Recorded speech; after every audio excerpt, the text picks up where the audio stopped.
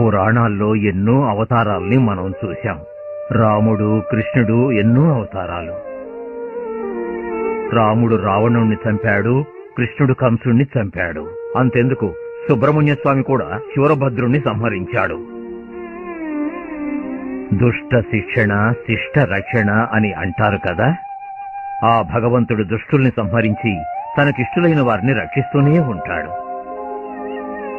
కాని నిజం చెప్పాలంటే ఒకే ఒక అవతారంతో ఈ భూమికి దిగివచ్చిన యేసు ప్రభువు ఎవరినీ సంహరించడానికి రాలేదు. దుష్టుల్ని కూడా తనకు ఇష్టులుగా చేసుకోవడానికే ప్రయత్నించాడు. పాపాన్ని కడిగి పాపుల్ని స్వీకరించే యేసు ప్రభువుని నేను దైవస్వరూపునిగా భావిస్తాను. ఆయనే ప్రత్యక్ష దైవం.